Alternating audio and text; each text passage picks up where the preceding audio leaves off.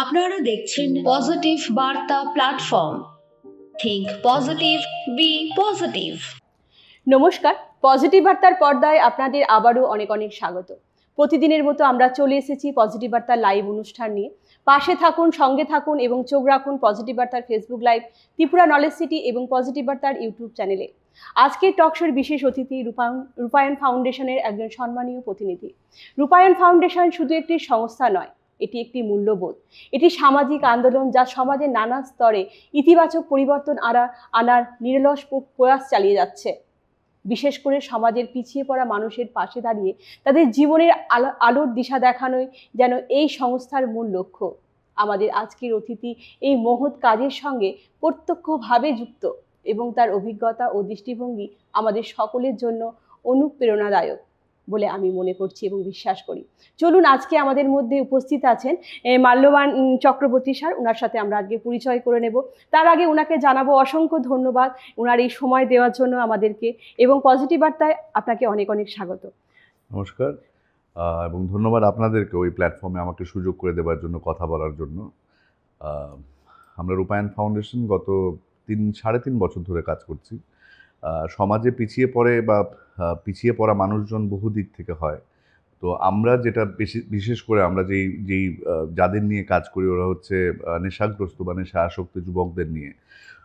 যুবতীদের নিয়ে কাজ করার সুযোগ এখনো হয়নি, কিন্তু ত্রিপুরার যে অবস্থা, যুবক যুবতী এবং সমাজের প্রত্যেকটা স্তরে এখন নেশা ঢুকে গেছে। তো সেই ক্ষেত্রে আমরা গত 3.5 বছরের ওপরে এই নেশামুক্তি, আমাদের একটা আবাসিক নেশামুক্তি কেন্দ্র জয়নগর দশমীঘাটে অবস্থিত, এবং সঙ্গে আমরা বহু অ্যাওয়ারনেস ক্যাম্পেইন করি এবং এগুলো করছি আর কি।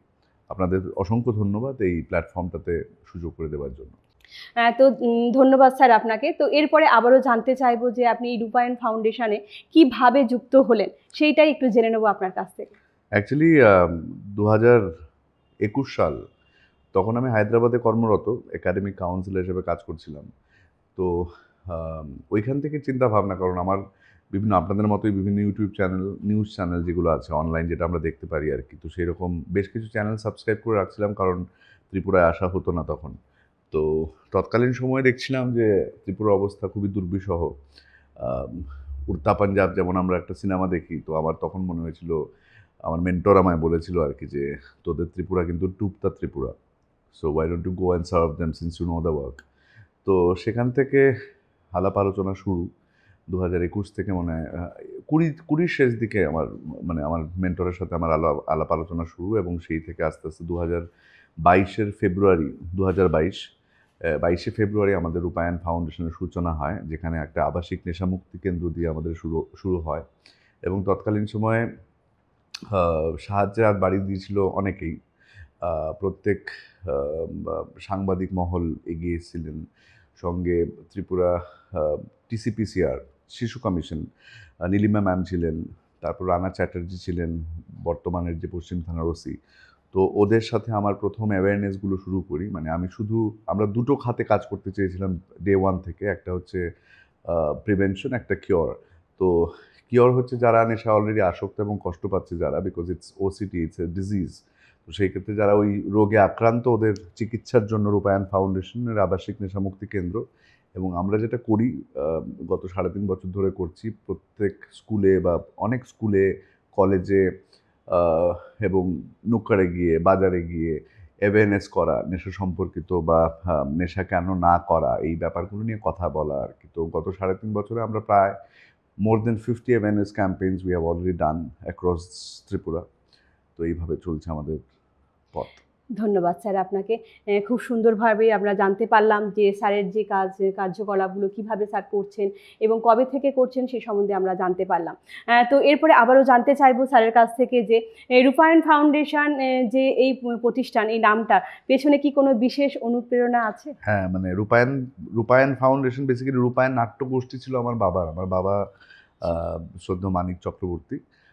উনি ত্রিপুরার একজন নাট্য ব্যক্তিত্ব ছিলেন। তো ওনার একটা নাটকের দল ছিল, যেটার নাম ছিল রূপায়ণ। তো বাবা রূপায়ণ নাট্যগোষ্ঠীর মাধ্যমে সমাজ চেতনার কথা বলতেন বিভিন্ন নাটকের মাধ্যমে। কারণ creative art is also a way of changing perspective of the society. তো সেই ক্ষেত্রে বাবার ওই নাট্যগোষ্ঠীর থেকে বা ওই রূপায়ণ নামটা আমারও মনে হয়েছিল কোথাও না কোথাও, because it talks about transition. তো সেই ক্ষেত্রে একটা নেশারই যখন নেশা ছেড়ে দেয়, একটা নেশাগ্রস্ত মানুষ যখন নেশা থেকে বেরিয়ে এসে নতুন জীবন শুরু করে, তো সেই ক্ষেত্রে আই কুড কানেক্ট। তো সেই ক্ষেত্রে আমি রূপায়ণ নামটাই নিয়েছি আমার এনজিওর জন্য, and that is how I started. বাহ, খুব সুন্দর একটা কানেকশন, এবং সেই কানেকশনটা আমরা জানতে পারলাম স্যারের বাবারই ছিল সেই নাট্য মানে যাত্রা, সেই যে নামটা সেখান থেকেই স্যার নিয়েছেন, এবং সত্যি খুব ভালো লাগলো শুনে। তো এরপরে আবারও জানতে চাইবো যে রূপায়ণ ফাউন্ডেশনে প্রধানত কী ধরনের চিকিৎসা করা হয়, সেখানে কি এই মাদক বা মদ্যপান নাকি আচরণগত কীরকম চেঞ্জ সেখানে করা হয়? বেসিক্যালি আমরা নেশায় যারা আসক্ত, এখন নেশা আমরা খুব মানে যেটা আগরতলায় বা ত্রিপুরায় সবচেয়ে বেশি চলছে হচ্ছে হেরোইন, মানে আমরা অ্যাপারেন্টলি ওটাই দেখি। বাট অ্যাডিকশন এই ব্যাপারটা অনেকটা ভাস্ট। তো addiction is not just about taking heroin or taking brown sugar. তো অ্যাডিকশনে আপনি বিভিন্ন সাবস্টেন্স হতে পারে, যেখানে অ্যালকোহল থেকে গাঁজা, এখন যেটা ইয়াবা পাওয়া যায়, এছাড়া কৌটা যেটা বলা হয়, কৌটা আছে মানে হেরোইন, ব্রাউন সুগার, মেথ এমফেটামাইন পাওয়া যায়, বিভিন্ন ধরনের পেইন কিলার, টেপেন্টাডল কম্পোজিশনের টাইডল থেকে শুরু করে বহু রকমের পেইন কিলার দিয়ে ইনজেক্টেবল ড্রাগস নেওয়া হয়, বাচ্চারা নেয় এখন।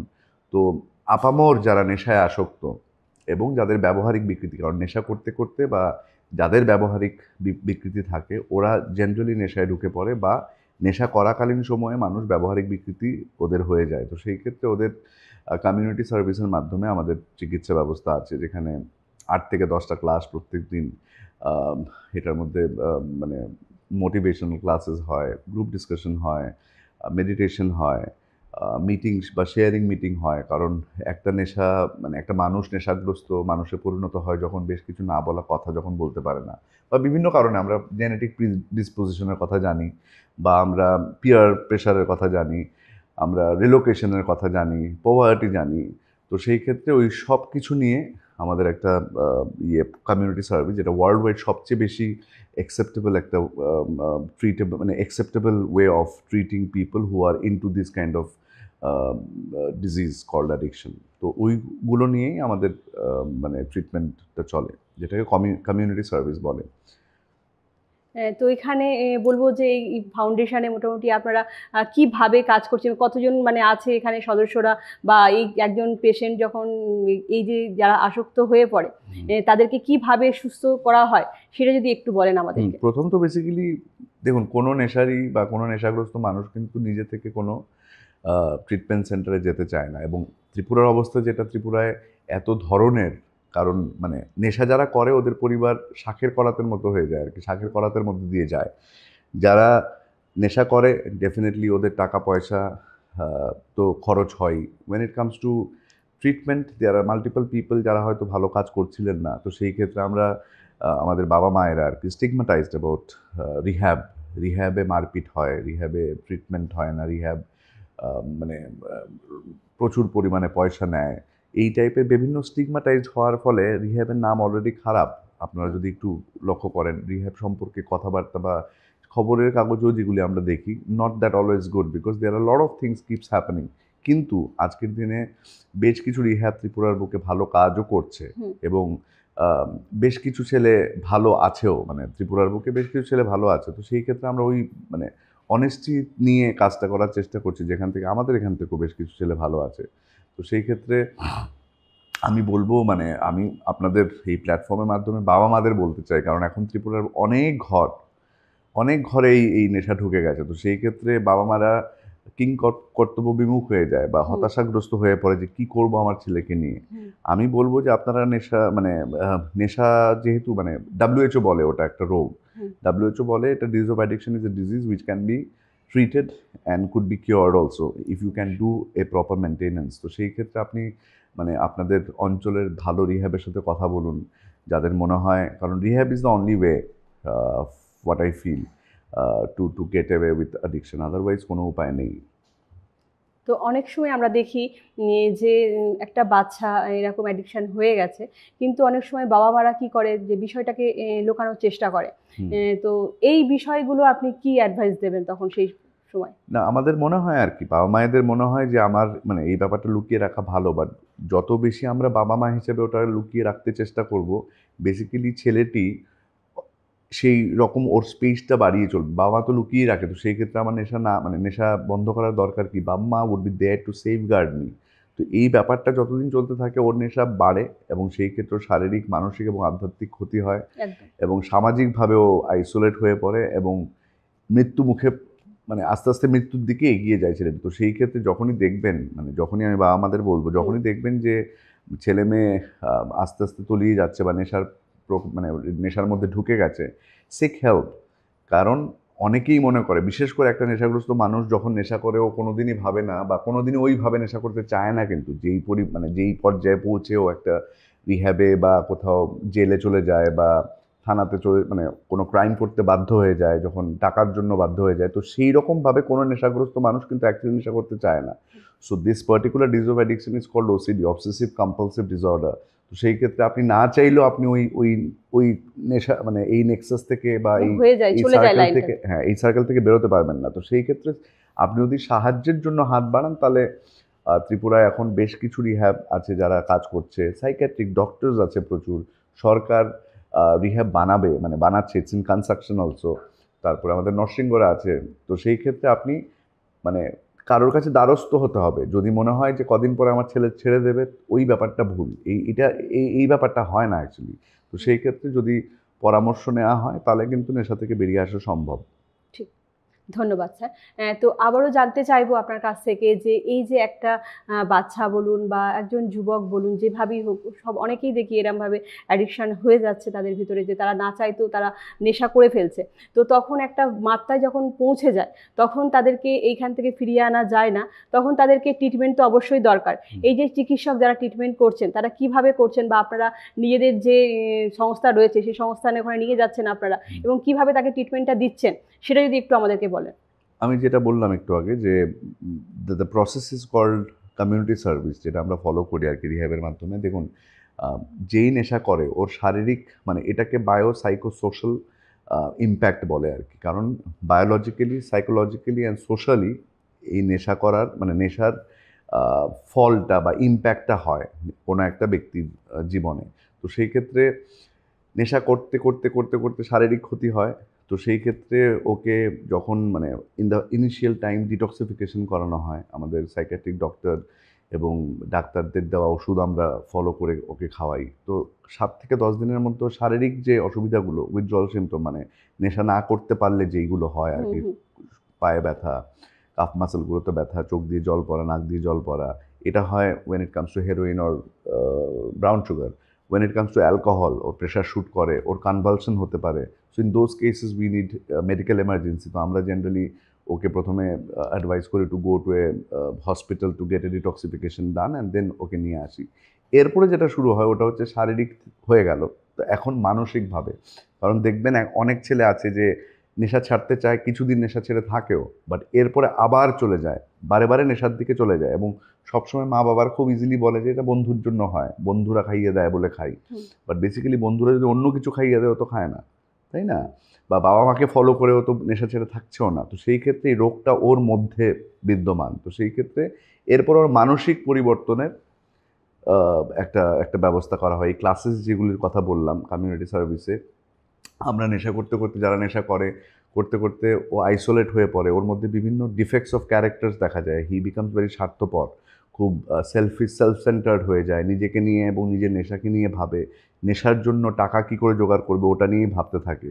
সো ওর যে মানে যাপন চিত্রটা আলাদা হয়ে যায়, এবং ও মানুষের মান আর হুঁশ সম্পর্কিত যেই মানুষ, সেই মানুষের মধ্যে আর থাকে না, পশুবৎ একটা আচরণ শুরু করতে থাকি আমরা। তো সেই ক্ষেত্রে ওই জায়গাটা থেকে উত্তরণের চেষ্টা করানো হয়। তো ওর মধ্যে ওর স্পিরিচুয়ালিটি অ্যাওয়েকেনিংয়ের একটা ব্যাপার আমরা চেষ্টা করি।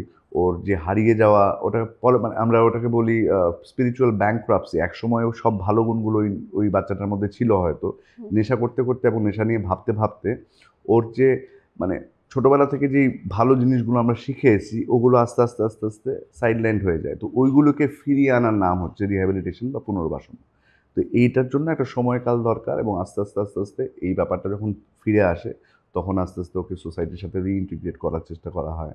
এবং সবচেয়ে মানে অসুবিধাজনক ব্যাপারটা হচ্ছে অনেকে বলে না, অনেকে ট্রিটমেন্ট সেন্টারে যায়, গিয়ে আবার নেশা করে নেয়, তাহলে কি করে হবে? আমাদের একটা জিনিস বুঝতে হবে যে পৃথিবীতে সবচেয়ে বেশি রিল্যাপসেবল বা রিল্যাপসিং ডিজিজ হচ্ছে আপনার হাইপারটেনশন এবং অ্যাস্থমা। হুম। তো সেই ক্ষেত্রে মানে ধরুন আমার অ্যাস্থমা আছে বা আমার হাইপারটেনশন দিয়ে বলি, আমার হাইপারটেনশন আছে, ব্লাড প্রেশার বেশি। তো সেই ক্ষেত্রে আমাকে বলা হলো যে ভাতের সঙ্গে এক্সট্রা নুন খাবে না বা রেড মিট খাবে না। আমি কিছুদিন খেলাম না এবং একটা করে ওষুধ হয়তো খেলাম। তো eventually I get very normal, আমার প্রেশার আবার নর্মাল হয়ে যায়। আবার অনেক দিন পরে যদি মনে হয় যে এখন তো প্রেশার নর্মালি আছে, একটু খেয়ে দেখি না নুন বা একটু রেড মিট খাই, অনেক দিন খাই না red meat, eventually if I continue the same I will again have high pressure, তাই না? তো পৃথিবীর সবচেয়ে বেশি রিল্যাপসিং ডিজিজ হচ্ছে অ্যাস্থমা, এবং সেম গোজ উইথ অ্যাস্থমা। তো অ্যাস্থমা এবং হাইপার টেনশনের পরেই যেটা রিল্যাপসিং হচ্ছে অ্যাডিকশন। তো সেই ক্ষেত্রে আমাদের মেনটেইনও করতে হয়। মানে আমরা একটা ট্রিটমেন্ট নিলাম 6 মাস থেকে 1 বছর, whatsoever is the time tenure is, এরপরে আর মেনটেন করলাম না, মানে যেই যেই জিনিসগুলো আমরা বলে দিই বা আমরা যেগুলো মেনটেন করি, এগুলো যদি আমরা না করি বা সেই ছেলেটি না করে, eventually he will again get back to the same circle. ঠিক। তো এর জন্য তো এরকম কি কোনো ঘটনা আছে যে হ্যাঁ আপনাদের এরকম রিহাবসে নিয়ে এসে আপনাদের একজন এরকম অ্যাডিক্টেড যে নেশাগ্রস্ত কাউকে নিয়ে এসেছেন এবং তাকে সুস্থ করে তুলেছেন এবং তাকে ফ্যামিলির কাছে আবার ফিরিয়ে দিয়েছেন, এরকম কোনো উদাহরণ আছে আপনাদের কাছে? প্রচুর আছে। তো এরকমই একটা গল্প শুনে নেবো আপনার কাছ থেকে। না মানে রিসেন্টলি, মানে একদম রিসেন্ট, যেটা আমাদের ম্যাগাজিনে গেছে এবং এই ছেলেটির কথা কদিন আগে পত্রিকাতেও এসছে। আমি দুটো ছেলের কথা বলি, এছাড়া প্রচুর ছেলে, মানে আমাদের এখান থেকে বেশ কিছু ছেলে ভালো আছে এবং ওরা নিজেদের কাজে ফিরে গেছে। ওরা আমাদের এখানে সন্ধ্যাবেলা আড্ডা মারতে আসে। আমাদের ফেসবুক পেজ দেখলে আপনি দেখবেন, বা আমাদের গুগলের ফিডব্যাকগুলো দেখলে বা ছবিগুলো যদি দেখা যায় রূপায়ণ ফাউন্ডেশন, তাহলে আপনারা দেখতে পাবেন আর কি। বেশ কিছু ছেলে নেশা ছেড়ে ভালো আছে, বাট এর মানে এই না যে সবাই নেশা ছেড়ে ভালো আছে। এটা গ্যারান্টি সহকারে বলা যায় না যে একবার ট্রিটমেন্ট নিন তো আপনার ছেলে চিরতরে ভালো হয়ে যাবে। This people who are actually staying clean, they are actually maintaining, right? তো গোবিন এবং আরেকটা ছেলে Ajal recently he was in news also. তো গোবিন হচ্ছে এক অনাথ ছেলে, যে মানে নেপাল থেকে এসছে, একজন মায়ের কাছে ছিলেন, আমবাসায় মনে হয়। তো যখন ওই পালিত মাও মারা যান, তখন ও নেশা করতে করতে কী করে আগরতলার জিবি হাসপাতালের সামনে ও মৃতবৎ অবস্থায় পড়েছিল। তো যুব প্রেরণা সংগঠন বলে একটা এনজিও আছে, ওদের সহায়তায় ওকে জিবি হসপিটালে রাখা হয়। পাটা পচে গেছিলো সেপসিসে। তো 9 মাস ওখানে থাকার পরে যুব প্রেরণার সায়ন আমাদের সাথে কথাবার্তা বলে এবং আমি নিয়ে আসি ওকে।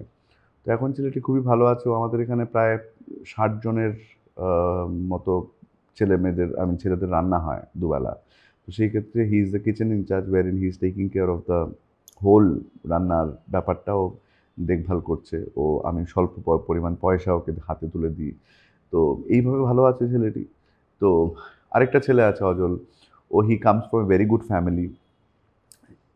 বোনের বিভিন্ন গয়না তুলে 8,000 10,000 সোনার গয়না 8,000 10,000 তুলে বিক্রি করে দিত এবং বিক্রি করে দিয়ে নেশা করতো। তো এখন রিসেন্টলি ও প্রায় হয়ে গেল প্রায় 3 বছরের মতো ও ভালো আছে। আমাদের এখানে ও বিভিন্ন ক্লাসেস নেয়, ওর এক্সপিরিয়েন্সের কথা নতুন যারা নব্য যারা ওদেরকে বলে। এবং রিসেন্টলি একটা ম্যাঙ্গো ফেস্টিভ্যাল হয়েছিল। তো একসময় কি হয়, নেশারি যখন নেশা করতে থাকে ওর বাড়ির লোক ওকে বিশ্বাস করে না, এবং বাড়ির জিনিসই যেহেতু চুরিবুরি করে বিক্রি করে, তো সেই ক্ষেত্রে ওরা বিশ্বাস করে না। তো সেই ক্ষেত্রে রিসেন্টলি ওকে আবার ওর পরিবার বিশ্বাস করা শুরু করলো এবং বিশ্বাস করে বলেছিল যে আমাদের একর্স আফটার একর্স ওদের আমের জমি আছে আর কি। For the first time it came to the market. Ajal has taken the responsibility to sell it off. এবং নিমেষে আপনি ভাবতে পারবেন না ওর সেলিং স্কিলস।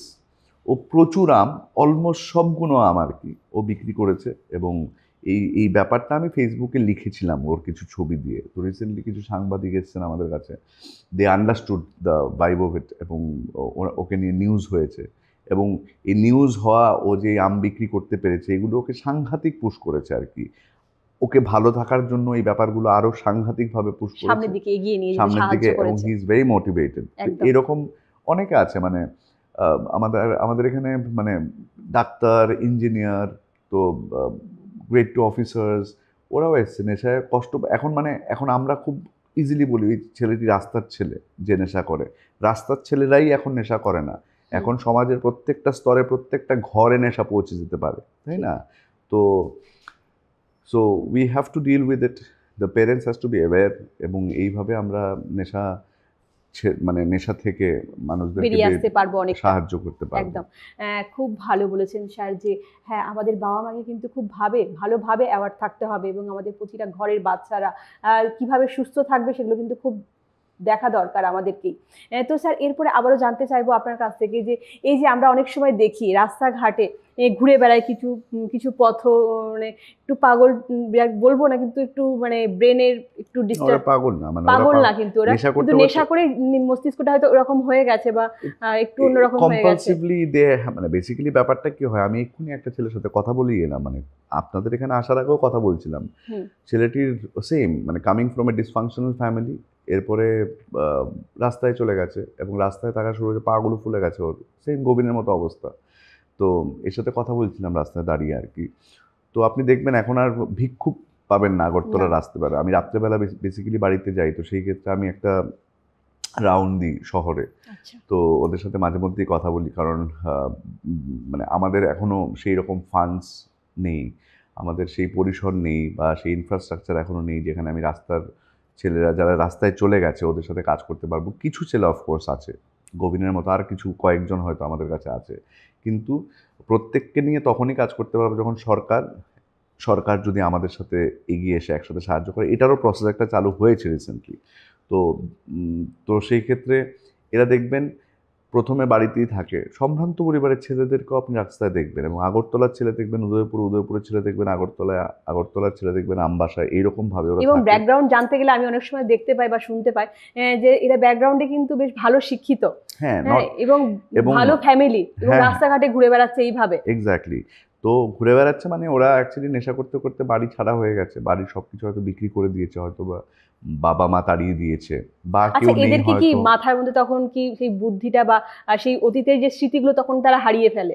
না, হারিয়ে ঠিক ফেলে না, but they are failing to come out of this, because এই সার্কেলটা যেটা বলছিলাম বা ওসিডি যে রোগ আপনাকে বাধ্য করে দেবে। তো নেক্সট মানে প্রত্যেকবার আপনার শরীরের টলারেন্স বেড়ে যায়। আপনি প্রথমে হয়তো অল্প একটু নেশা করতেন, এরপরে আরেকটু বাড়বে, এরপর আরেকটু বাড়বে, এরপর আরেকটু বাড়বে। তো এই ব্যাপারটা থেকে বেরোনো প্রচণ্ড কঠিন।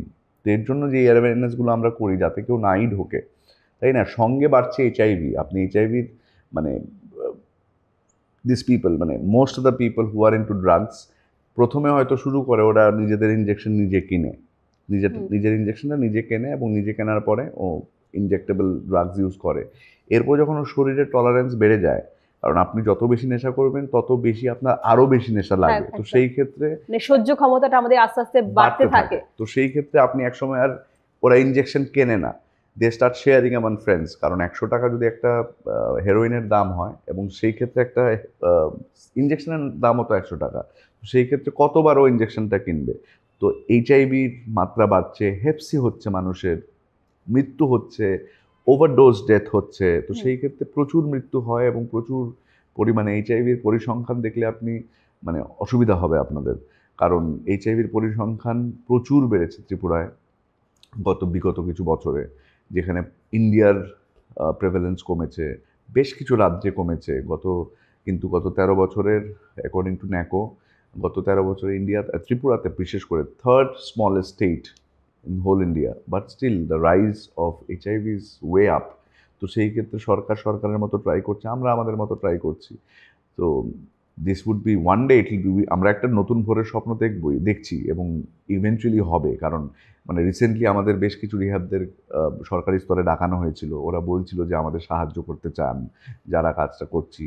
তো এই ব্যাপারগুলো হচ্ছে। আর এই গত বছর মানে আমি দেখছি বিগত কিছু বছর ধরে এই ব্যাপারটা সাংঘাতিকভাবে মানুষ সিরিয়াসলি নিচ্ছে, বিশেষ করে সরকারি তত্ত্বাবধানে। এই ব্যাপারগুলো এখন ভালো লাগে। আমাকে বিভিন্ন সরকারি স্তরে ডাকা হয় অ্যাওয়ারনেস ক্যাম্পেনের জন্য, আমি যাই, আমি কথা বলি। তো I understand the concern that they have already got. তো আমি খুবই আশাবাদী, আমি খুবই প্রত্যয়ী যে একদিন আমরা একটা নেশামুক্ত ভোর দেখব, এবং রাস্তায় আর কোনো বাচ্চাকে পড়ে থাকতে হবে না, ওদের মরতে হবে না। তো এই আর কি। হ্যাঁ, খুব সুন্দর, খুব ভালো। তবে একটা কথা বলবো যে হ্যাঁ, সরকারের উপর পুরোপুরি আমাদের হয়তো ডিপেন্ড থাকলেও চলবে না। আমাদেরকে আমাদের মতো করে কাজ করে যেতে হবে। অফকোর্স, কারণ আপনি যদি দেখেন মানে আমরা খুব সহসাই পুলিশকে বলে দিই পুলিশ কিছু করছে না তো, হ্যাঁ, পুলিশ চাইলে কি না পারে, বাট আপনার দেখতে হবে তো ত্রিপুরা ইন্ডিয়াতে প্রতি 1,00,000 মানুষে 152 জন পুলিশ থাকে অ্যাকর্ডিং টু রেশিও।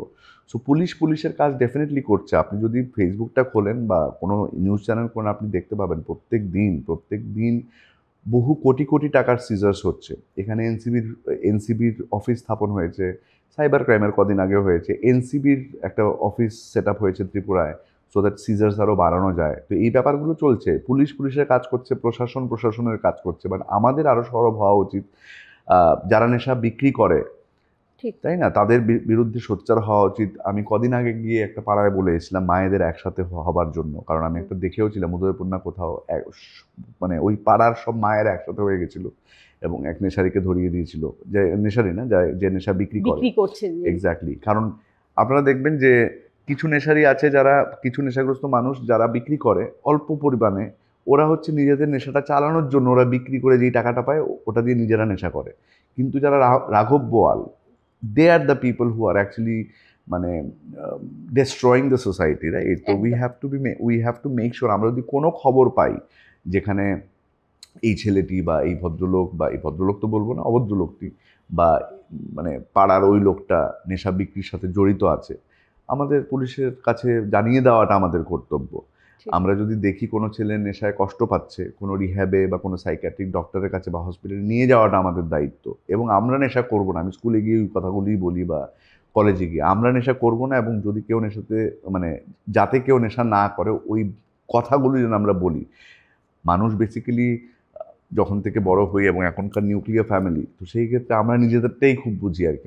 আমি কিছু করছি না, আমার কিছু হবে না, তো আমার এইসব কথা নিয়ে কথা বলার কি দরকার। বাট এইভাবে যদি আমাদের চলতে থাকে তাহলে এক সময় কিন্তু এক ডাক্তার মহিলা মানে আমাদের সাথে একটা সেশনে খুব সাংঘাতিক একটা কথা বলেছিলেন, 1-1.5 বছর হয়ে গেছে, আমার এটা খুব মনে পড়ে। উনি বলছিলেন আর কি, একসময় এইভাবে যদি চলতে থাকে আমার মনে হয় একসময় শুধু বুড়োরা থাকবে আর শিশুরা থাকবে, যুবক বলে কিছু থাকবে না এই সমাজে। তো আমাদের প্রত্যেকটা লোকের ওয়াকিব হওয়া উচিত, এবং এটা আমারও প্রবলেম, এইটা মেনে আমাদের কথাবার্তা বলা বা বিভিন্ন মানে যে যার মতো করে পারে। আমরা নেশামুক্তির কাজ করতে পারছি তো করছি, পুলিশ সিজার্স করছে তো করছেন, যারা যেভাবে পারে এই অ্যাওয়ারনেস যেন চালিয়ে যাওয়া যায়। একদম ঠিক, খুব সত্য কথা বলেছেন।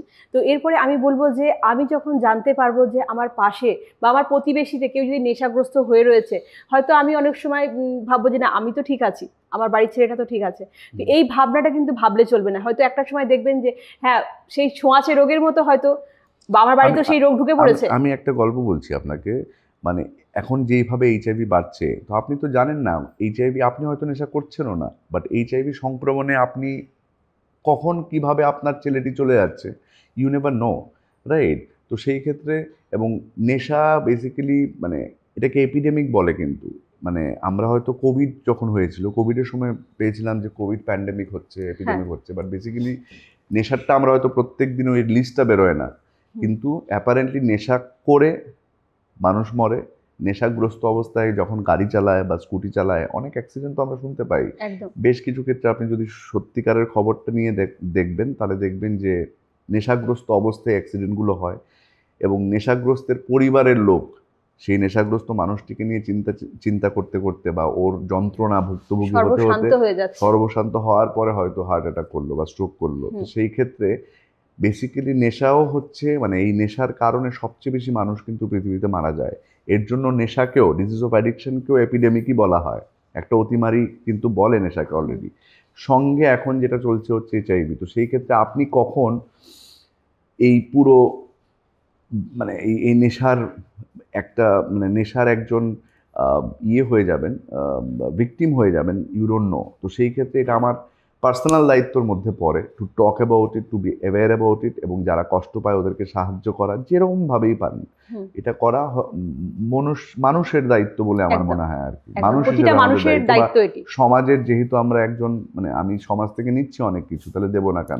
তো সেই ক্ষেত্রে আমারও এই দায়িত্বটা আমার পড়ে, যেখানে আমি গিয়ে এই কাজটা করব, যে যেমন ভাবেই পারে না কেন। তো এরপরে আবারও জানতে চাইবো আপনার কাছ থেকে যে আপনি যে একটু আগে বললেন স্কুল কলেজ সেগুলো আপনারা দেখেন যে বাচ্চাদেরকে কিভাবে তাদেরকে অ্যাওয়ারনেস করা যায় বা কিভাবে সেখানে ঢুকে গেছে আমাদের এই একদম কি বলবো দুর্বিষহ যে ঘটনাটা যে নেশা ঢুকে গেছে সেখানেও, তো আপনারা কিভাবে শনাক্ত করেন যে সেখানে ঢুকেছে বা এই ছেলেটা অ্যাডিক্টেড হয়েছে নেশার মধ্যে, কিভাবে বুঝতে পারেন? হ্যাঁ, বেসিক্যালি যখন একটা ছেলে আমরা যখন স্কুলে যাই বা কলেজে যাই বা বিভিন্ন স্তরে গিয়ে কথা বলি তখন বলি আপনারা চিনবেন বুঝবেন কি করে যখন একটা ছেলে, কারণ আমাদের সময় মানে আমরা যখন স্কুলে পড়তাম তখন আমরা কোনোদিন ভাবিনি যে মদ খেয়ে স্কুল থেকে বাড়িতে যাব, কারণ সেই ক্ষেত্রে মদের একটা গন্ধ থাকতো, গন্ধতে ধরা পড়ার একটা বিশেষ চান্সেস থাকতো পারে। এখন যেটা হয় এই হেরোইন বা ব্রাউন সুগার বলুন, মেথেমফেটামাইন বলুন, নাইট্রোসিপাম বলুন বা হোয়াটসএভার এই টাইপের সিনথেটিক ড্রাগস বলুন, এটার কোনো গন্ধ নেই। তো সেই ক্ষেত্রে বাবা মার বুঝতে বুঝতে 1-1.5 বছর লেগে যায়, যখন ছেলের চোখের নিচে কালি পড়ে যায়, যখন ও স্কুল বা কলেজ ড্রপ আউট হয়ে যায়, যখন ও নিজেকে বন্ধ করে ফেলে, যখন বেশি অনেকক্ষণ ধরে বাথরুমে থাকতে থাকে, বিকজ বাথরুমে ওরা চেজ করে অথবা ইনজেক্ট করে, অথবা যখন টাকা চাওয়ার পরিমাণটা অনেক বেড়ে যায় বা ও বাড়ি থেকে জিনিসপত্র বিক্রি করা শুরু করে বা ওর ব্যবহারিক বিকৃতি দেখা যায়। যে এই ছেলেটি খুব ভালো নম্র স্বভাবের এক সময় ছিল, যে মা আমার কথা শুনতো, সে যখন উগ্র মেজাজের হয়ে যায়, যখন টাকা না দিলে, আগে এক সময় টাকা না পেলে হয়তো আচ্ছা ঠিক আছে কালকে নেব, বাট এখন যখন দেখা যায় টাকা না পেলে হি বিকামস সামবডি এলস। তো সেই ক্ষেত্রে আমরা বিভিন্ন ট্রেডসের কথা বলে দিই, এই যে যারা এই টাইপের নেশা করবে ওরা আস্তে আস্তে পড়াশোনা থেকে দূরে সরিয়ে ফেলবে নিজেকে, ও বাড়ির সাথে বা যে সামাজিকতা ও শিখছিল এক সময় ধরুন, বা ওর বন্ধু বান্ধবের যে সার্কেলটা বদলে যাবে, ওর চোখের নিচে কালি পড়বে, চোখ দিয়ে জল পড়বে, ওর অহরহ টাকা চাওয়ার একটা প্রবণতা হবে, টাকা না পেলেই একটা বিকৃত মানসিকতার ব্যবহারও করতে থাকবে। এই ব্যাপারগুলো আমরা আস্তে আস্তে বলে দিই বিভিন্ন স্কুলে টিচারদেরকে, পাড়ায় গেলে পাড়ার অভিভাবকদেরকে বলি, so that they can at least understand কি আমার আমার বাচ্চাটা বা পাশের বাড়ির সেই ছেলেটি কষ্ট পাচ্ছে নেশায়। তো এই ব্যাপারগুলো বলা আমাদের দায়িত্ব, তো ওটা বলতে থাকি, ঠিক তাই না? ধন্যবাদ স্যার আপনাকে, খুব সুন্দরভাবে বলছেন আমাদেরকে, এবং আমরা কিভাবে জানতে পারবো একটা বাচ্চা সেই নেশাগ্রস্ত হচ্ছে বা নেশাগ্রস্তর দিকে চলে যাচ্ছে সেটা আমরা কিভাবে জানতে পারবো, অবশ্যই স্যার আমাদের সুন্দরভাবে বুঝিয়ে দিলেন। তো এরপরে আবারও জানতে চাইবো আমাদের স্যারের কাছ থেকে যে আপনার পুনর্বাসন পদ্ধতি বা কাউন্সিলিং পদ্ধতিকে আপনি অন্যান্য কেন্দ্রের থেকে আলাদা বলেন কেন? না, আমি আলাদা বলি না, মানে আলাদা কেন হবে, বেশ কিছু রিহ্যাব তো ভালোভাবে কাজ করেই। তো আমাদের পদ্ধতিতে আমরা যেটা করি, আমরা কাজটা ঠিকভাবে করার চেষ্টা করি, এবং মানে আমার মতানুসারে কনফাইনমেন্ট ইজ নট রিহ্যাবিলিটেশন। আপনি কিছু ছেলেকে একসাথে একটা ঘর ভাড়া করে বন্ধ করে রেখে দিলেন, এটা তো রিহ্যাবিলিটেশন না। তো সেই ক্ষেত্রে যার জন্য বিভিন্ন কারণে আমরা খবর টবর যেটা পাই বা মিডিয়াতে যেটা দেখতে পাই, এবং যার জন্য বেশ কিছু রিহ্যাব কালিমা লিপ্ত, এবং যারা ভালো কাজ করছে ওরাও কালিমা লিপ্ত। তো সেই ক্ষেত্রে কনফাইনমেন্ট যদি হয়, যদি নেশা সম্পর্কিত শিক্ষা না থাকে, এবং আপনি যদি নেশা নিয়ে পড়াশোনা না করেন, যদি এডুকেশন না থাকে, মানে আপনি এডুকেশন ছাড়া you cannot actually do any work properly, right?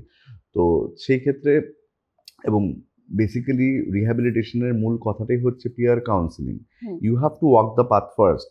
তো সেই আপনি যদি ওই পথটা না হাঁটেন তাহলে কি করে আপনি বোঝাবেন বা আপনার কথা শুনে কেন ভালো থাকবে ছেলেটি বা মেয়েটি? কারণ যদি ছেলেটার কোনো লোকের বা যে কোনো নর্মাল মানুষের কথা শুনে ভালো থাকার কথা হতো, তাহলে তোর বাবা মাই যথেষ্ট ছিল, ওর পাড়ার অভিভাবকরাই যথেষ্ট ছিল, ওর ক্লাবের সেক্রেটারি যথেষ্ট ছিল, বা পুলিশের ভয় যথেষ্ট ছিল, তাই না? তো সেই ক্ষেত্রে peer counselling is the key word.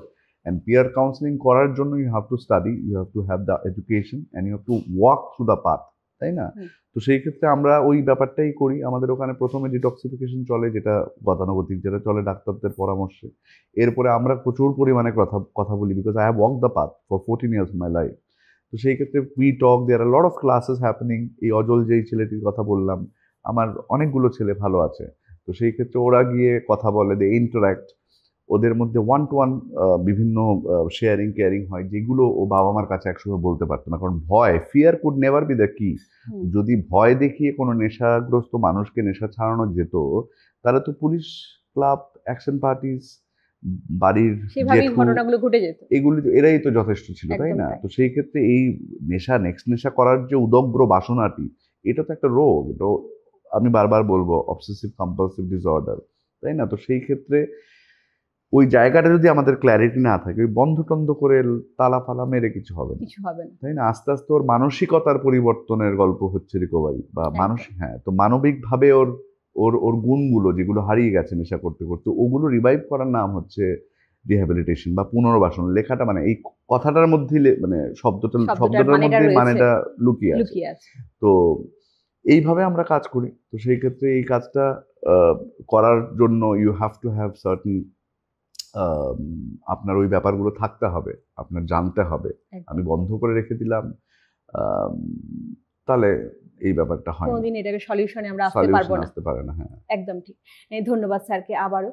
তো এরপর আবারও জানতে চাইবো যে একজন আসক্ত মানুষ যখন নেশা ছাড়ার সিদ্ধান্ত নেন, তখন সব থেকে বড় চ্যালেঞ্জ কি হয়? সবচেয়ে বড় চ্যালেঞ্জ হচ্ছে আমাদের কালকে বলে কোনো কিছু আসে না। অ্যাজ ইন প্রত্যেকবার যখন মানে আমাদের এই যে উইথড্রলটা, যখন নেশা করতে করতে পরের দিনের উইথড্রলের ভয়ে কিন্তু আমরা আবার মানে একটা নেশাগ্রস্ত মানুষ আবার চুরি করে, বা মার থেকে পয়সা নেয়, বাবার থেকে পয়সা নেয়, যদি না পায় কিছু বাড়ির জিনিস কিছু ভেঙে দেয় বা ভেঙে বিক্রি করে দেয়, বা বাইরে চুরি করে, তাই না? তো সেই ক্ষেত্রে উইথড্রলের ভয়, কারণ এই উইথড্রলটা সামলানো সম্ভব না until you get the next use. আপনি যখন আবার নতুন করে নেশা করবেন, পরের নেশাটা যখন করবেন, তখনই আপনি আবার নর্মাল ফিল করবেন। আদারওয়াইজ আপনার সাংঘাতিক ধরনের প্রবলেম হয়।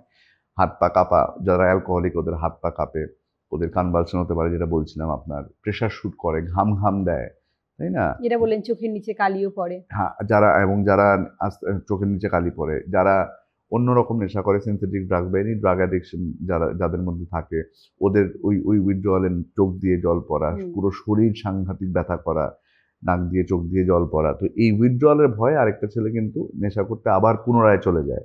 ও ও ওইভাবে নেশা করতে ও চায় না, কিন্তু he is force to go and get it done again, তাই না? তো এটা হ্যাঁ, এটা সবচেয়ে বড় চ্যালেঞ্জ একজন নেশারির জন্য, নেশা ছাড়ার পক্ষে আর কি।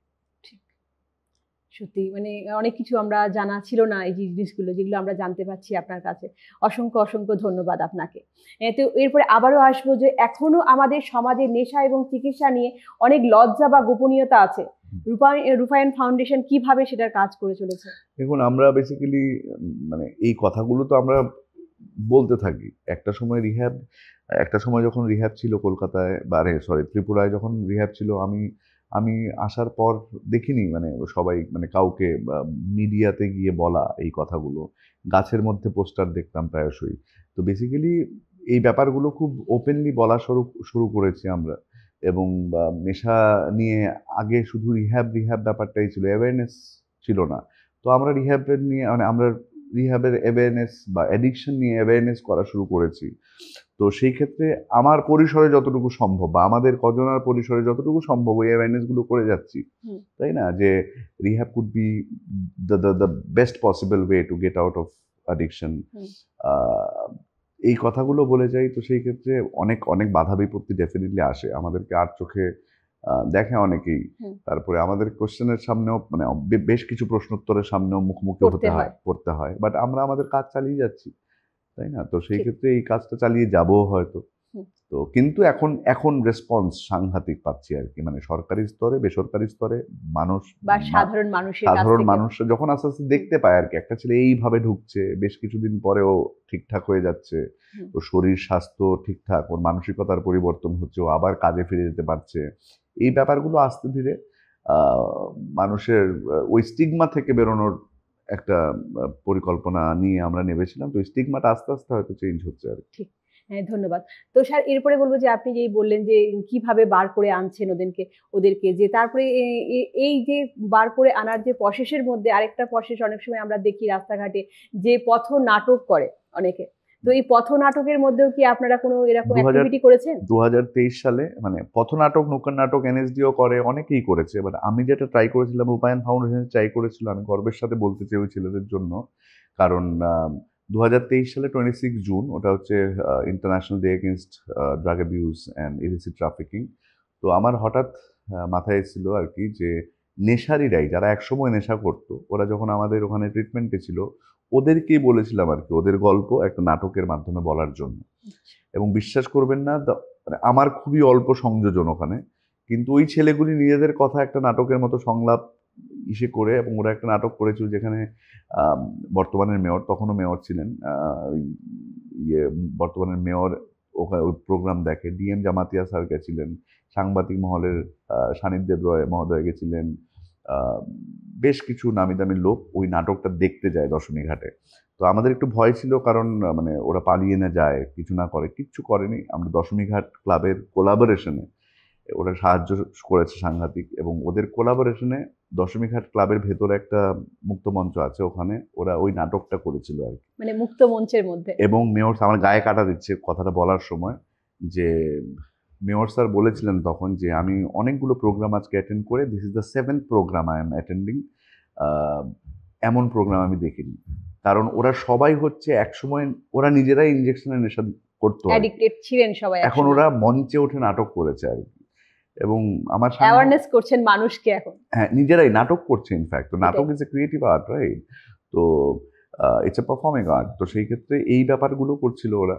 তো আমার সাংঘাতিক ভালো লেগেছিল, এবং এই ব্যাপারটা করাতে পেরে আর কি ওদেরকে দিয়ে।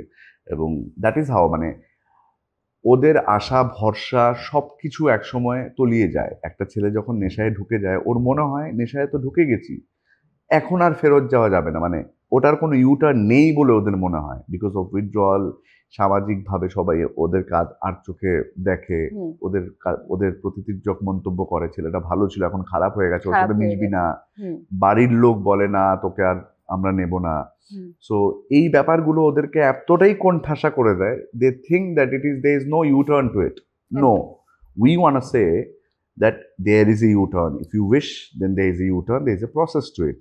তাই না? তো এই ব্যাপারটা করানোর মাধ্যমে ডেফিনেটলি মানুষের জাগরণ সম্ভব, এবং যারা নেশায় কষ্ট পায় ওদেরকে ফিরিয়ে আনা সম্ভব। একদম, ইউটার্ন অবশ্যই হয়। যারা ভাবছেন যে যারা নেশা করেন ভাবছেন আমরা ইউটার্ন করে আসতে পারবো না, আমরা সাধারণ আবার এই স্বাভাবিক পরিবেশে আমরা ফিরতে পারবো না, সেটা কিন্তু ভুল ধারণা বা ভুল কথা। অবশ্যই আসা যায়, ফিরা যায়, আবার সুস্থ স্বাভাবিক জীবনে ফিরা যায়, আবার আগের লাইফে ফিরে আসা যায়। ধন্যবাদ স্যার আপনাকে আবারও। তো এরপরে আবারও স্যারকে আবারও একটি প্রশ্নে আমরা চলে যাব। তো স্যারকে জিজ্ঞেস করব যে যদি কেউ সহায়তা নিতে চায় বা রেফার করতে চায়, তখন আপনারা কিভাবে যোগাযোগ করে থাকেন ওদের সাথে? আমাদের ফেসবুক পেজ আছে, রূপায়ণ ফাউন্ডেশনের পেজ আছে, এবং আমাদের নাম্বার আছে একটা 6009597436। ওই নাম্বারে ফোন করতে পারে। আমাদের রিহ্যাব পরিদর্শনও করতে পারে, জয়নগর দশমীঘাট ক্লাবের জাস্ট অপোজিটে একসময় দিলীপ দেববর্মা নার্সিংহোম ছিল, সো ওই বিল্ডিংটাতে আমরা এখন আছি। তো ওখানে যেতেও পারে, গিয়ে অফিসে কথা বলতে পারে। তো এই যে বিভিন্ন যে মানে অসুস্থ বলবো একরকম, তো তাদেরকে নিয়ে আপনারা কি ওইখানে নিয়ে ট্রিটমেন্ট করেন, না আপনাদের আলাদা কোনো জায়গা আছে? না, ওখানেই ট্রিটমেন্টটা শুরু হয় আর কি, আবাসিক নেশামুক্তি। ওখানে থেকে ওরা থাকে ওখানটাতে আর কি। তো একটা এরকম অসুস্থ মানুষকে সুস্থ লাইফে ফিরে আনতে মোটামুটি কতদিন লাগে?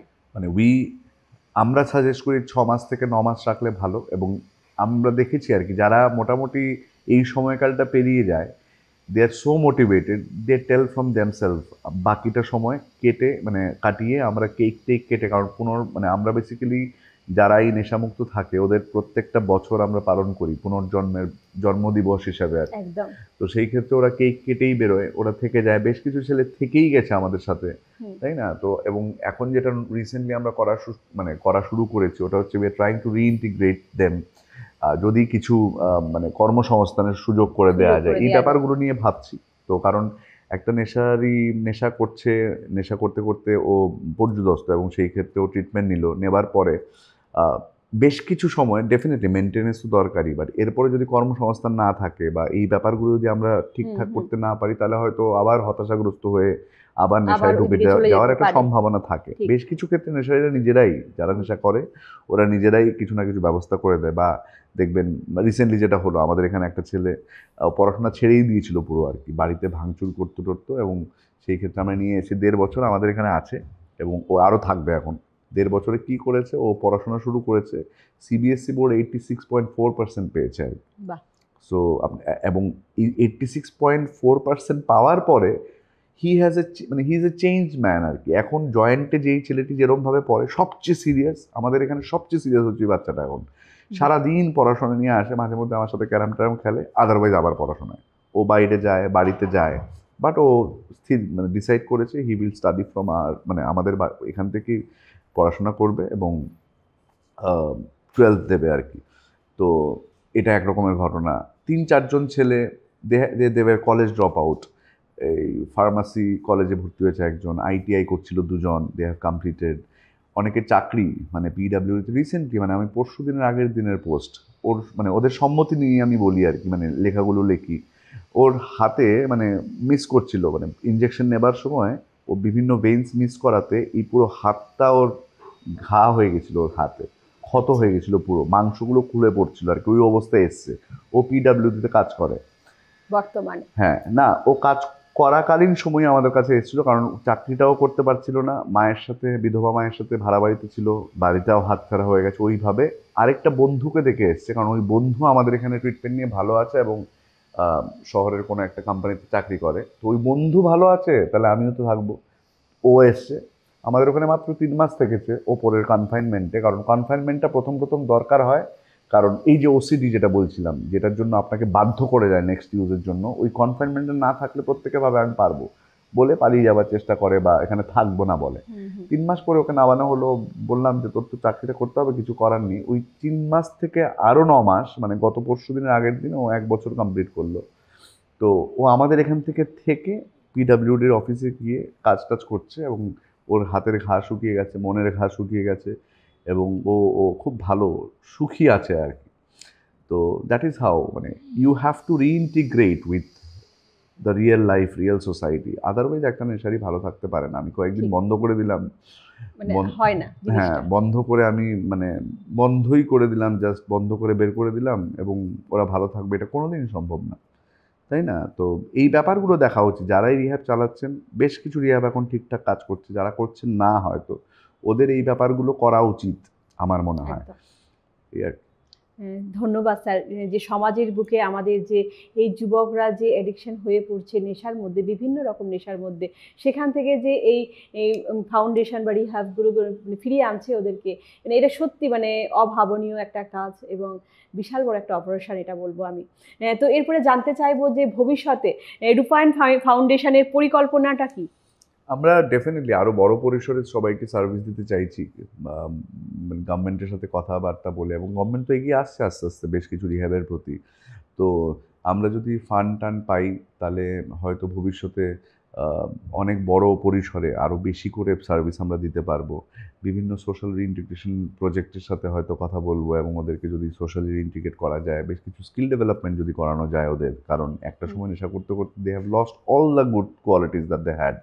তো এরপরে যদি কিছু একটা করার মাধ্যমে ওদেরকে চাকরি বাকরির ব্যবস্থা করা যায়, এই ব্যাপারগুলো ভাবনায় আছে। এখনও কিছুই আমরা বাস্তবায়িত করতে পারিনি, কারণ মানে রিহ্যাবটাকে ঠিকঠাক রাখার চেষ্টা করছি। বেশ কিছু সময় আমরা চেষ্টা করছি যে ওদেরকে যেমন একটা ছেলে মেলাঘর থেকে এসছে, মানে মেলাঘর থেকে বটতলায় ওকে আনা হয়েছিল অন্য কথা বলে, এরপর আমরা গিয়ে ধরে টরে ওর ইচ্ছার বিরুদ্ধে রিহ্যাবে নিয়ে যাই। 6 মাস পরে ওকে নিচে আনা হয়েছিল, ও পালিয়ে গেছে, মানে ও মেলাঘরেই চলে গেছে। এর পরের দিন আবার এসছে, দাদা আমার ভুল হয়েছে, কারণ আমি হঠাৎ করে কেন জানি মনে হচ্ছে আমি তোমাদের ছেড়ে ঠিক করিনি। এরপরে এই ছেলেটা আমাদের এখানেই থেকে যায়। এরপরে শহরের, আপনি চিনবেন হয়তো, শহরের বেস্ট যে ট্রাভেলিং এজেন্সি নীলজ্যোতি ট্রাভেলস, তো সঞ্জীব দার সাথে আমি কথা বলি। ছেলেটি একসময় ও নেশা করতো, নেশা বিক্রি করতো, মদের দোকান চালাতো, কিন্তু আবার ড্রাইভার ছিল আর কি, মানে ওর ড্রাইভিংটা খুব ভালো পারতো। সঞ্জীব দার সাথে কথা বলি, এই ছেলেটির অবস্থা, খুব ভালো গানও গায়, তো তুমি কি কোনো সাহায্য করতে পারবো? হ্যাঁ, আমার একটা গাড়ি চালাক না। ও এখনও নীলজ্যোতির ড্রাইভার, ওর গাড়ি বদল হয়েছে, এখন হি drives a better car, he slowly trying to settle with a family, এই ব্যাপারগুলো আর কি। তো এইভাবে পুশটা করতে চাই শেষ পর্যন্ত থেকে আর কি ওর জীবনে। তো এই ট্রাইগুলো আমরা করছি, বেশ কিছু জায়গাতে আমরা সাফল্য অর্জন করতে পারছি, এবং বেশ কিছু জায়গায় দেখছি যে কিছু ছেলে আসছে, আসার পরে আবার বাবা মা খুব তাড়াতাড়ি নিয়ে চলে যায় এবং যথাযথ আবার নেশা করছে, আবার আসছে, আমাদের এখানে না হোক অন্য রিহ্যাবে যাচ্ছে, অন্য রিহ্যাবে না হোক অন্য রিহ্যাবে যাচ্ছে, এবং মানে ওদের ভাইরাল, যাদের HIV থাকে ওদের ভাইরাল লোড বাড়ে, তাই না? তো সেই ক্ষেত্রে এই ব্যাপারটা করার মাধ্যমে একটা নেশারির তো খারাপ বই ভালো কিছু হয় না। তো সেই ক্ষেত্রে ওরা কষ্ট পায় এবং যথারীতি মানে ওদের ইয়েটা ভালো না আর কি। যদি ভালো থাকার ইচ্ছে থাকে তাহলে যোগাযোগ করতে পারে ডেফিনেটলি, এবং আমরা যথাসাধ্য চেষ্টা করি আর কি যাতে একটা ছেলে মূল স্রোতে আবার ফিরতে পারে। হ্যাঁ, তো স্যার এরপরে জানতে চাইবো যে ভবিষ্যতে আমরা কি আদৌ ত্রিপুরাকে নেশামুক্ত করতে পারবো? হ্যাঁ, মানে আমি তো দৃঢ় বিশ্বাসী এবং প্রত্যয়ী যে হ্যাঁ, একদিন আমরা সেই নেশামুক্ত ভোর আমরা দেখতে পাবো। কারণ সব পরিসরে কাজ হচ্ছে, তাই না? সব পরিসরে কাজ হচ্ছে, তো এইভাবে যদি বাড়ে কাজ, আস্তে আস্তে রিহ্যাবগুলোকে, মানে কদিন আগেও সরকারি স্তরে বেশ কিছু রিহ্যাবকে ডাকা হয়েছিল, ওদেরকে বলছি, মানে আমাদেরকে বলা হয়েছে আপনাদের কি কি দরকার, আপনারা রেজিস্ট্রেশন করান, তাহলে ভালো খারাপের মানে ডিফারেন্সিয়েশনটা হয়ে যাবে, এবং যারা রেজিস্ট্রেশন করাবে ওদের মধ্যে আপনাদের যা যা দরকার, সাইকিয়াট্রিস্ট দরকার হলে সাইকিয়াট্রিস্ট, অ্যাম্বুলেন্স চাইলে অ্যাম্বুলেন্স, এগুলো আমরা আস্তে আস্তে আপনাদের সাহায্য করতে পারবো। তো এই ব্যাপারগুলো যে সরকার এগিয়ে আসছে এখন, তো আমার মনে হয় যে বর্তমান সিএম এবং বর্তমান যে পরিকাঠামো, এরা সত্যি সাংঘাতিক ট্রাই করছে, এবং আমরা যদি মানে সরকারি এই এই এই সাহায্যটা পাই আর কি, তাহলে আমরা আরও দুহাত খুলে কাজ করতে পারবো। এখন যেমন ভয় ভয় লাগে কিছু একটা অঘটন, কারণ we are dealing with health, কিছু একটা অঘটন হলে মানুষ কি বলবে, আমরা আমাদের না কিছু ক্ষতি হয়ে যায় দিস দ্যাট, বা সরকারি স্তরে যদি হেল্প পাই, এইটা আরও মানে আরও বড় পরিসরে আমরা করতে পারবো, number one. Number two, government is also coming up with a 200 bedded rehab centre in Bishramganj, এবং এরা আপাতকালীন বেশ কিছু ট্রাই করছে। তো এইভাবে এই সাহায্যগুলো যদি আমরা পেতে থাকি, এবং সরকার যেই পরিমাণে সিজার্স হচ্ছে এখন, আপনি টিভি খুললেই দেখবেন, ফেসবুকের চ্যানেলগুলো খুললেই দেখবেন প্রচুর কোটি কোটি টাকার, এই পরশু দিনও 10 কোটি না কত কোটি টাকার একটা বিশাল বড় সিজার্স হলো আর কি। তো এইভাবে এনসিবি কাজ করছে সাংঘাতিক, এনসিবি নিজেদের মতো করে অ্যাওয়ারনেসও করছে। তো এই ব্যাপারগুলো যত বেশি হতে থাকবে, আস্তে আস্তে আমরা ডেফিনেটলি একটা নেশামুক্ত ভোট দেখতে পাবো, এবং নেশামুক্ত ত্রিপুরা করা সম্ভব, আমি অসম্ভব বলবোই না আর। ধন্যবাদ স্যার। তো সত্যি আমরা আগামী দিনে যে স্যারের কাছ থেকে এই আশ্বাসটুকু যে আমরা পেলাম যে আমরা আগামী দিনে আমরা ত্রিপুরাকে নেশামুক্ত ভাবে দেখতে পাবো, সত্যি এটা খুব শুনে ভালো লাগলো। তো এরপরে আবারও জানতে চাইবো যে বর্তমান তরুণ প্রজন্মকে আপনি কি পরামর্শ দেবেন বা বার্তা দেবেন যারা এখনো পর্যন্ত নেশাগ্রস্ত রয়েছে? না, নেশাগ্রস্ত যারা রয়েছে তাদের ডেফিনেটলি ট্রিটমেন্টের জন্য আসা অবশ্যই। উচিত, ট্রিটমেন্টের দ্বারস্থ হওয়া উচিত। আর যারা নেশা করছে না, বেসিক্যালি এগুলো তো একদম। শুরু হয় স্কুল, অজানাকে জানার জন্য, কি এমন জিনিসটা খায় ওরা, আমার দাদাটা কি এমন খায়, আমার পাড়ার লোক কি এমন খায়, বিভিন্ন দেখবেন কিউরিসিটি থাকে তাদের মধ্যে, আউট অফ কিউরিসিটি, বিভিন্ন বলিউড সিনেমায় যেগুলো দেখানো হয় এখন, খুব ওপেনলি দেখানো হয়, ড্রাগ পেডলিং, ড্রাগ, মদ, এগুলোর খুব সাংঘাতিকভাবে একটা মানে হিসেব থাকে আর কি, মানে দেখানো হয় এগুলো। আলোড়ন পড়ে গেছে হ্যাঁ, তো এই কৈশোর মনে বা ছোট মনে তো জানতে ইচ্ছা করে, so out of that people start trying first, তাই না? ওইখান থেকে ওই ট্রাইগুলো থেকে বিরত থাকলেই ভালো। কারণ আপনি কখন ওটার মধ্যে, কারণ নেশার মধ্যে যদি আমি মদ বলি, একটা জিনিস আমরা 4 ভাগে ভাগ করি অ্যাডিকশনকে, একটা out of curiosity, it starts, then it becomes a tendency, এরপরে ইউ বিকাম ডিপেন্ডেন্ট হয়ে যায় মানুষ, এবং লস অফ কন্ট্রোল কাজ করে। এটা হচ্ছে মদের জন্য, আমি বলছি 1 থেকে 1.5 বছর সময় লাগলেও লাগতে পারে, বাট আজকাল ত্রিপুরার মধ্যে যেই সিনথেটিক ড্রাগস বা ড্রাগস পাওয়া যাচ্ছে, আপনি 3 থেকে 4 দিন যদি আপনি সেবন করেন, 5th to 6th day you become dependent on it. তো সেই ক্ষেত্রে এই জায়গাগুলো আমরা কেন এক্সপ্লোর করতে যাব? আমাদের এক্সপ্লোর করার জন্য এআই আছে, আমাদের কাছে কত বই পড়ার আছে, আমাদের কত কাজ আছে, স্কিলস আমরা করতে পারি। তো সেই ক্ষেত্রে আমার মনে হয় আর কি, যে প্রত্যেকটা সময় স্কুলের, বিশেষ করে টিচারদের প্রত্যেক দিন, সেদিন সিএম বলছিলেন, আমরা একটা প্রোগ্রাম করেছিলাম যেখানে সিএম এসেছিলেন, so he was telling something, যে অ্যাটলিস্ট 10 মিনিট করে প্রত্যেকটা স্কুলের প্রত্যেকটা টিচার প্রত্যেকটা ক্লাসে বা দিনে একবার 10 মিনিট করে নেশা সম্পর্কিত, কী করে নেশা থেকে দূরে থাকা যায়, কেন নেশা আমরা করবো না, এই বিষয়ে 10 মিনিট প্রত্যেকটা টিচার যেন প্রত্যেকটা ক্লাসে বলে। কারণ আপনি দেখবেন ছোটোবেলা, আমার বয়স এখন 39 বছর, আমার ছোটোবেলায় বাবা যখন আমাকে সেলুনে নিয়ে যেত, প্রত্যেকবার বলতে হতো যে এই খুল লাগাবি না, মানে সেলুনের যে বারবারকে বলতো যে খুল লাগাবি না। এখন আমরা গিয়ে কিন্তু বলি না, চোখটা বন্ধ করে বসে থাকি, এবং they do it, they no, মানে প্রথমে ব্লেডটা চেঞ্জ করবো, এখন কোভিডের পরে দেখছি ওরা বেশ কিছু স্প্রেটে মেরে ওটার মধ্যে আগুন টাগুন জ্বালায়, এবং দেন দে পুটে নিউ ব্লেড। এটা কি করে হয়েছে? একসময় বাবারা বলতো, এখন আর বলে না কেউ, আমরা তো গিয়ে বলি না। প্রচুর পরিমাণে অ্যাওয়ারনেস হতে হতে হতে হতে হতে মানুষ এখন জানে যে একজনের ব্লেড আরেকজনকে দিয়ে, মানে আরেকজন ব্যবহার করা যায় না, তাহলে এসটিডি হতে পারে, বিভিন্ন ডিজিজ হতে পারে, এইচআইভি হতে পারে, তাই না? তো এইভাবে প্রত্যেকটা স্তরে, শুধু রিহ্যাবের ওনাররা কেন, বা শুধু সরকারি স্তরে, বা শুধু পুলিশ, শুধু শিশু কমিশন, শুধু ওমেন কমিশন কেন বলবে? তাই না? শুধু হেলথের লোকেরা কেন বলবে, শুধু টিসেক্সের লোকেরা কেন বলবে? ঠিক। আমরা যারা বলছি তো বলছি, আমাদের যারা শুনছে ওরাও যদি 5 জনকে বলে, ওই 5 জন যদি আরো 5 জনকে বলে, এইভাবে যদি স্প্রেড করলে একসময় দেখবেন এইখানে মানে অনেক সুফল পাওয়া যাচ্ছে। ঠিক, একদম। অনেক ধন্যবাদ স্যারকে। তারপরে আবারও জানতে চাইবো যে কেউ যদি রূপায়ণের সঙ্গে কাজ করতে চায় বা ইচ্ছুক হয়, তো তারা কিভাবে যোগাযোগ করবে? যোগাযোগ করতে পারে সেই একই নাম্বারে 600609597436 আমাদের অফিসিয়াল নাম্বারে যোগাযোগ করতে পারে।